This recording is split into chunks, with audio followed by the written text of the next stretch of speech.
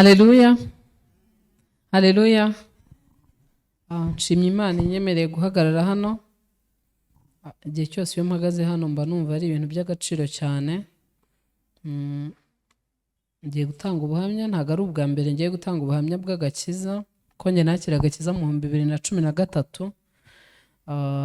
Nshobora kuba maze kubutanga inshuro zirenze 4, ariko igihe cyose iyo umuntu atanze ubuhamya nkumva ubuhamya atanze numva nanjye ari bushya, wasanga namwe muri buze kumva babyumvise bari busanga ari bishya. Reka dusome Bibiliya mu rwa 2 rw'Abakorinto igice cya 5 umurongo waho wa 19. Turasimbuka wenda dusome na 21. Aravuga ngo kuko muri Kristo arimo Imana yiyongeye n'abari mu isi ntiyaba ikibabaraho ibicumuro byabo, kandi noneho yatubikije ijambo ry'umwuzuro. Umurongo wa 21 uravuga ngo kuko utigeze kumenya icyaha Imana yamuhinduye kuba icyaha ku bwacu kugira ngo muri we duhinduke gukiranuka kw'Imana. Kera bajyaga bakunda kutubwira ngo kutwigisha ngo mushaka ubwami bw'Imana no gukiranuka kwayo, ibindi byose muzabyongererwa. Ntago nari nzi ko nyine gukiranuka ari kumwe, gukiranuka ari ugusanzwe nyine ari ukureka ibyaha ugakora ibyiza ukagerageza imirimo myiza. Njyewe muri kamere yanjye mu buzima busanzwe ntago ari ibintu nikanira, ndi umuntu mwiza. Iyo karite nyiziho, ndi umuntu utagira amahane, ugira amahane ariko utagira umutima mubi. Ndakara akanya gatoya, ntabwo nzi kurakara igihe kirekire. Rero kubera ibyo bintu niyo ndakaye nshobora kukurakarira mu kanya gatoya nkaba nibagiwe ko nakurakariye. Rero ntabwo tugende mu maso y'abantu, abantu babonaga ndi umuntu mwiza, nanjye nyine iyo karite nari nyizeho. Ariko ngewe kubera ko nahoraga mpangayikishijwe n'ijuru, nkabura mpangayikishijwe nuko nubwo ntari wa muntu nyine abantu bose badacira kari urutega cyangwa abantu bose baciraho urubanza rwo kurimbuka, ariko ngewe numvaga mu mutima wanjye nge n'Imana hari ibyaha mfite, kandi nkaba n'umuntu uzi guhisha kamere yanjye, nkaba umuntu uzi guhishira nyine. Niyo naba nkurakariye rimwe na rimwe nkaba nshobora kukumvisha ukuntu nta kibazo dufitanye, nkabyoroshya nkabirenzaho, ariko nagera hirya nkababarazwa nuko wambabaje, ngatangira kugucira imanza cyangwa se kukurakarira. Ubwo utwo n'utwaha dutoya nyine, hari n'ibindi byinshi nakoraga binini. Noneho abantu bandeba inyuma bo bakaba bumva babona nta kibazo, ndi umuntu nyine mwiza, ndi umuntu nongeyeho kuba ndi umuntu usenga cyane, nka kuriya Samunima Alexia yatubwiye we yajyaga mu butayu na hehe, nk'abantu b'abarokore bakumva byarushaho kuba byiza, narushaho mbese kuba noneho ijuru ryanjye rirasure cyangwa ryizewe. Ariko kuko nk'uko nababwiye nari mfite n'amadefu, mfite n'akadefu nyine ko guhisha ko ndakariye umuntu, cyangwa ko guhisha ko wamemukiye, ko nkutuye umutima mubi cyangwa n'inzika. Noneho abantu ntibamenye ko nshobora no kugirira n'umuntu inzika. Rero njye ubwanjye urwo rubanza rwakomeje kumbaho mu mutima, n'ibindi byaha bitandukanye nakoraga, ariko nkahorana urwo rubanza. Ndabyibuka ko hari umunsi umwe nari mvuye gusenga mu butayu bwo kwa Masasu. Noneho oya, hari nimugoroba ahubwo ngiyeyo. Noneho buriya abantu bavuga ko nta yerekwa ribaho baribeshya cyane. Iyerekwa ribaho kandi ku bantu bose. Pastor yigeze kutubwira ngo muri kino kirere hari imyuka myinshi, nta wamenye ikikwiyeretse icyo ari cyo. Umunsi umwe nari ndi kugenda, kubera agahinda k'ibyaha byanjye nari mfite, mpita mbona Imana inteye umugongo. Ndayibona yicaye ku ntebe inteye umugongo, yambaye n'ishati y'igitenge. Nabonaga yambaye umwenda w'igitenge, mbona nyine indakariye ku rwego rwo kumbwira ngo sinshobora no kukureba mu maso yawe. Icyo gihe nazamutse uriya musozi ndi kurira, ndi kuyinginga Imana, mpindukirira, ntabwo nzongera, ndagerageza uko nshoboye ku buryo ntazongera kukubabaza. Nabagaho mpangayikishijwe n'umubano wanjye n'Imana, nyine uko Imana indeba.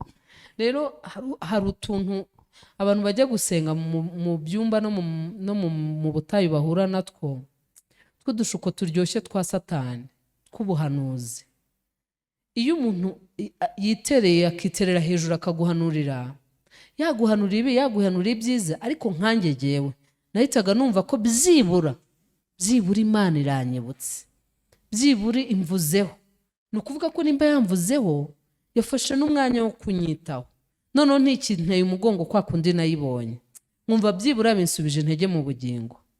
Nkava aho ngaho numva nizeye, numva umutima wamenetse, numva noneho mbese ndi mu mwuka, bya bindi bita ngo ndi mu mwuka.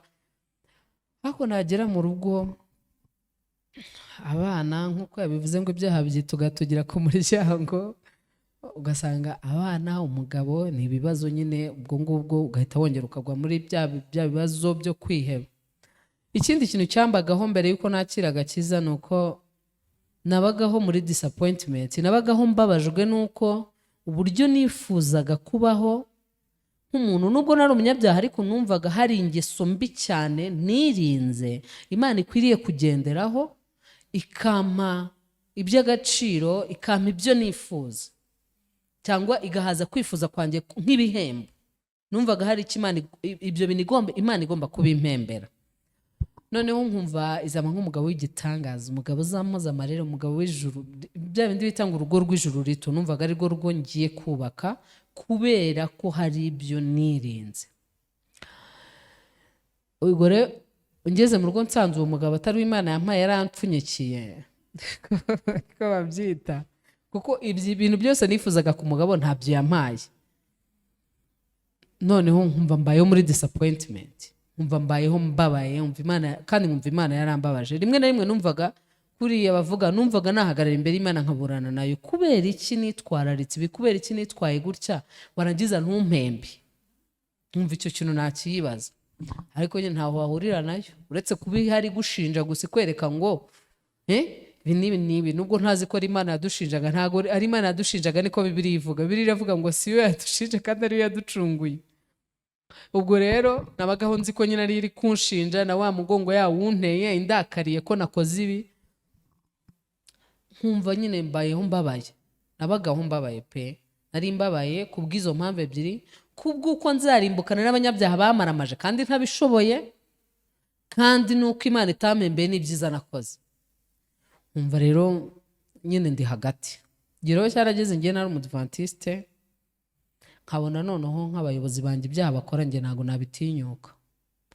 Nkumva birambabaje, kandi nkabona ari abantu nyine bakurebamo inyungu zabo. Mu by'ukuri ntago ari ugusebya idini, ariko hari ibintu usanga abantu bo mu idini runaka bahuriyeho, ugasanga ni benshi, ukaba wabyitirira idini ryose.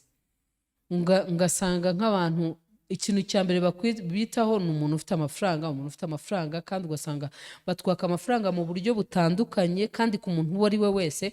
Uburyo nkatwe twebwe twari abanyeshuri, hari ibintu bagiraga byitwa ngo umusaruro, mukajya kushaka ko mwebwe nta kazi mugira, nta n'amafaranga yandi mufite, mukajya mu baturanyi, mu nshuti, mukajya gusaruza paka muzanye amafaranga. Ukabona rero umuntu utagira amafaranga nta gaciro kanini afite. Ukabona ibyaha bye niwe byitabwaho, ugasanga niwe ubatizwa kenshi, ugasanga nyine ni ibibazo. Ngero nkumva ibisobanuro by'umubatizo sinanabyumva. Igihe rero kiragera numva ntago nkiri gufashirizwamo, mvayo. Ariko mvayo ntafite ahandi hantu, ko mu Adventiste buriya bagira karite, bigisha ijambo ry'Imana cyane, bakunda gusoma Bibiliya inshuro nyinshi, bigatuma wisanga hari amasomo menshi azi, inkuru nyinshi zo muri Bibiliya nari nzizi. Noneho najya no mu yandi madini nkumva nta kintu gishya bari kunyigisha, nkumva baragenda basubiramo ibintu n'ubundi nize mu badive, rimwe na rimwe bakabisoma ntibanabisobanure. Pasiteri agasoma isomo akazarinda arangiza atavuze ibintu atarigarutseho, cyangwa atanavuze n'ikintu na kimwe gifite ahantu gihuriye nacyo. Uryo nkaba ndivuyemo, nkaba ngiye ahandi, nkagenda nkurikiye ngo wenda nari ngeze ku rwego mbona ngewe ntashobora kuba umukiranutsi. Maze kubyemeza ko ntashobora kuba umukiranutsi, mbibona ko ibyaha ntazabireka, hari ibyo nkora nabyiyemeje, nabigambiriye, hari n'ibyo nkora bintunguye. Hari nubwo none nari ngeze no ku rwego rwo kujya gusengana na bariya barokore, ukajya nko mu butayu, wahagera mukabanza ngo kwiyeza, ukumva barihana ibintu utaruzi ko ari icyaha. ibintu bishyashya. avuga noneho karabaye, noneho na bya bindi nari nifitiye nari nzi ko nzareka, none n'ibi nabyo bindi nabyo bishyashya nabyo ni ibyaha kandi nabyo ndabifite, ngo kwiheba, ngo kwivovotera Imana, sinzi n'ibindi n'ibindi. Nkumva noneho hari n'ibindi bagenda barema, Mana yanjye, umva ibyaha byabaye byinshi. Noneho nkumva kwiheba birushijeho kuba byo, nsigara nsenga nti Mana, njye sinshobora kuba umukiranutsi, maze kubibona ko nta juru nzabona, ko nari maze kubidesida mbona ko nta juru nzabona. Ndavuga ni basi aba bana wampaye nkareba ukuntu nzaba ndi gushya n'abana nabyaye bari gushya, umva ndababaye nkanarira amarira akaza, ukuntu nzashyana n'abana banjye. Noneho nkasenga nkavuga ni Mana, basi jyewe narakunaniye, noneho unyemerere umfashe aba bana banjye bazaba abana bagukorera, bakora imirimo yawe, umuhungu wanjye azabe pasiteri, bazaba abantu beza nyine bazakizwe kugeza igihe uzabahera ijuru. Basi njyewe uzari inyuma ariko buzaribahe, kubo n'abana batoya. Noneho rero kiragera nyine mbaho ngaho, noneho mbaho nta dini ngira, kuko nta dini ryamfashaga. Numvaga nshaka kujya muri aya madini y'inzaduka, ariko nkumva mfite ubwoba kubera ukuntu twabaga twarigishijwe mu Badventiste, ko ubundi umuntu utubahiriza isabato, umuntu utari umudventiste, umuntu utasengera mu itorero ry'Abadventiste adashobora kuzabona ijuru. Ibyo byo nari mbizi. Noneho nkumva, ariko nabwo nkabona naho ndirimo nabwo sinaribonye, ariko noneho nkanumva noneho n'aya madini arimo antikristo, biragoye. Rero igihe kiragera njya no gusengera hariya hirya kwa Masasu, basengeraga hariya kwa Rwahama. Noneho ikintu cyo cyananiye, nananiwe kwihanganira, ni urusaku rw'ibyuma byabo, baracuranga nkumva ubwonko burimo buragira gutya. Cyo ngicyo kiba kirananiye, ubwo noneho mpita ngenda nicara mu rugo, mbaho nta dini mfite. Ko Katolike yo sinagombaga kwisubiramo, numvaga nabo nta kintu kizamfashayo. Rero umunsi umwe ntwite, hari umudamu w'umushuti wanjye, nawe yari atwite, dukunda kugendana. Noneho agira abashyitsi, araza, nihagarariye ku rupangu iwanjye. Muzajye mwumva ko mujye kubwiriza ubutumwa bwiza, ariko mutanatekereza ko umuntu mugiye kubwiriza ubutumwa bwiza ari uzakira ubutumwa bwiza, kuko ushobora gusanga aho Imana ikohereje umuntu, wowe uri gutekereza ugiyeho atari Imana yakoherejeho, cyangwa ugasanga ugiye wowe uzi ko ugiye no kubwiriza ubutumwa bwiza, wagera Imana ikagufunga umunwa, ko byigeze bimbaho. Rero nihagarariye ku rupangu iwanjye, navuga ngo nabuze rinye, ngiye kubona mbona wa mudamu aratambutse yiruka. Ndamaze nsema Mama Christian, ko wiruka ugiye hehe? Uzi ikintu kibabaje, umudamu yapfuye atakiriye agakiza. Yapfuye abyara, apfa atakiriye agakiza. Rero arambwira ati mfite abashyitsi ngiye kugura fanta. Atawuguze gusuza abashyitsi. Urumva ari njye nari nyibonye. Basubiye mu nzu, ndambara, maze kwambara mba ndamanutse. Bangiye njye nari ntuye haruguru umuhanda, batuye munsi y'umuhanda, ntago hari kure.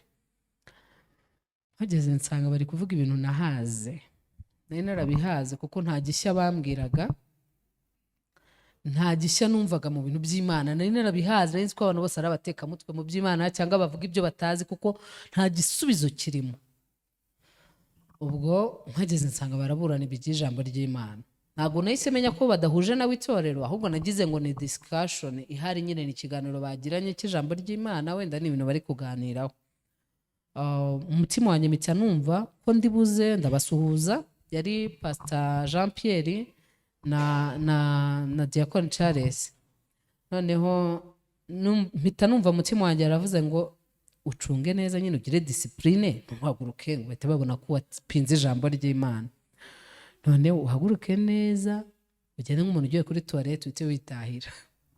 Nuko ariko mu gihe ari kubwiriza mpita numva haguye ijambo mu gutwi kwanjye rivuga ngo ibyaha naho wabyihana ntibyashira, kubera ko iyo ukora buriya buryo bwo kwihana ibyaha, ngo wacumuye urakihannye, Imana irakubabariye, umeze nk'umuntu uri kuzenguruka mu kaziga kamwe.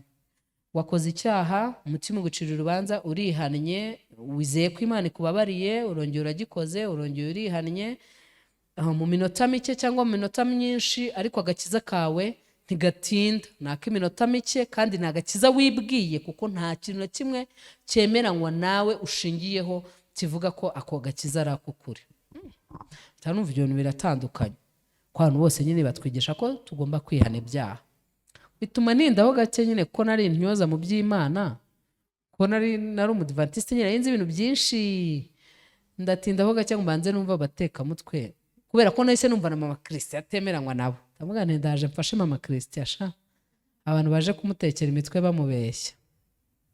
Baravuga bati kwihana icyaha ni nko guhungura igiti.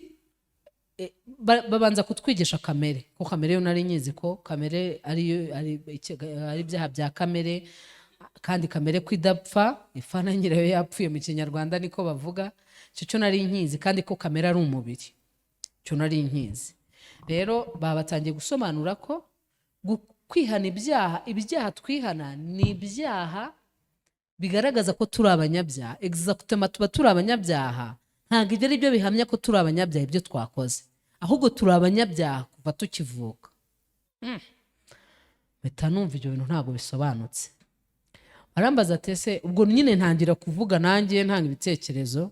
Noneho Pastor Jean Pierre arambaza ati none se uri umunyabyaha cyangwa uri umukiranutsi? Ubwira ni ngende umunyabyaha rwimbi. None se Imana irera ntirera cyane? None se uri umwana w'Imana cyangwa uri wa Satani? Genda umwana w'Imana cyane ahubwo. Ati ngabo rero tubwe, none se imbwa yabyara inkoko? Ntihoya. Ipusi se yabyara ihene? Hoya. None se wowe nyine Imana yera de nk'uko wabyivugiye, nawe umunyabyaha rwimbi nk'uko wabyihamirije? Nti urumva mwamuhuriye? Urumva Imana yakubyara gute? Mpita numva ko kantu niko. Ndababwira none se ubwo ati nyine wowe uri umunyabyaha, uri umwana wa Satani. Ndavuga nti reka njye ntabwo ndi umwana wa Satani. Ati uri umwana wa Satani, Yesu yarabihamije. Bansomera isomo rya mbere numvise ubwa mbere mu buzima bwanjye, ntari nzi ko iryo somo riba muri Yohana 8:44. Ivuga ngo nuko mukomoka kuri so Satani, kandi ibyo yifuza gukora namwe nibyo mwifuza, ngo kandi uwo ni umubeshyi yaherekera kose ari umubeshyi. Iryo somo maze kuryumva narazamutse njya kuzana Bibiliya, ko ntabwo nari nzi ko ubwo nyine nahise numva basoma Bibiliya yabo. Muri Imana izi imitima yacu, izi ni ikintu idufatisha. Imana yabonye ko umutima wanjye ikintu cyonyine nari nzi mu mutwe wanjye ko nta jambo na rimwe riba muri kino gitabo ritanciye mu gutwi. Numvaga amasomo yose twarayize, kuko ibyo nari narumvise byose mu Adventiste, yo najyaga muri ADP nibyo numvaga, yo najyaga kwa Masasu nibyo numvaga, yo najyaga kwa Gitwaza mu byumba bitandukanye, bakomezaga basubiramo ya magambo amwe. Rero naje kumenya neza yuko Bibiliya itanciye mu gutwi, ko amagambo y'ibanga ry'ubugingo buhoraho nta na rimwe ryari ryaranciye mu gutwi, uretse ijambo rimwe rivuga ngo kuko Imana yakunze abari mu isi cyane byahiteye gutanga umwana wayo w'ikinege kugira ngo umwizera wese atarimbuka. Iryo jambo ryonyine umuntu aramutse aryizeye ko riri akarisobanukirwa, rirahagije ngo ujye mu ijuru. Ariko kubera ko twaryigiye mu mubiri ntago twaryumva. Ndashima Imana rero yampaye agakiza. Nyuma yaho nakomeje gukurikiranwa, barakomeza baransura. Urumva nari ntwite, wa muvandimwe wanjye wajya kubyara arapfa asiga uruhinja. Nuko ngiyewe nagiriwe ubuntu muri uko kwezi amaze no gupfa, nacishije umutima wanjye bugufi, kuko ni ngiye wari ufite uburwayi bushobora kunyica. Ngiye nari ntegetswe kubagwa ntari bubyare neza. Rero nahise ngira kwiheba, ndavuga ni mama Christian wari umeze neza, wabyaye na neza, akava kugeza apfuye, ubwo urumva ngiye ntarizapfa, ahubwo ari njye wari ufite ibibazo. Bihita bintera umutima noneho gukurikirana rya jambo numvise rikancanga. Ndarikurikirana muri Yesaya 53 guhera ku murongo wa 4 kugera ku murongo wa 6, cyane cyane umurongo wa 6 niwo nakiriye agakiza. Ubwo namenye ko ibyaha byanjye Yesu Imana ubwayo ari yo yabinyikuriyeho, ikabishyira kuri Kristo, yarangiza ikanabimuhanira. Kuva uwo munsi nizeye neza ko ibyaha byanjye bitakirindiho mu maso y'Imana, ibyaha byanjye byankuweho, ko byagiye kuri Kristo, kandi ko byamugiyeho umunsi yapfuye. Ntabwo byamugiyeho umunsi nabikoze, ntabwo buri munsi aribwo bimujyaho, ahubwo byamugiriyeho njye ntaranabaho ngo mbikore. Imana yari ibizi ko nzabaho ngo mbikore. Icyo gihe rero nagize umunezero udasanzwe kugeza n'uno munsi. Nk'uko Samnimu yabivuze, ntabwo Imana yaturetse, ntabwo twamaze kwakira agakiza ngo itureke, ahubwo yakomeje kudukurikirana, ndetse iduha n'imigisha yose yo mu buryo bw'umwuka niyo mu buryo bw'umubiri. Kugeza ubu ngubu wenda sindi bubitindeho, ariko iyo ndebye agahinda nari mfite, kwiheba nari mfite, naho ngeze ubu ngubu mfite icyizere cy'ubuzima, ndi umuntu wizeye, wikunze, kubera ko nzi ko n'Imana yankunze, nzi ko ejo cyangwa ejo bundi Yesu naza, yaza nsinziriye, yaza ndyamye, yaza nicaye, yaza ndi mu kazi, yaba ndi mu rugo, igihe icyo ari cyo cyose Yesu azazira, nzashimishwa no kumubwira ngo mwami ndi hano nari ngutegereje, twigendere. Shimishwa rero no kuba nzataha ijuru. Ibyo bituma n'ibindi bintu byose byo mu isi nkora mbikora nishimye, kandi niringiye ko Imana yampaye ubugingo buhoraho itazanyima n'ibindi. Murakoze.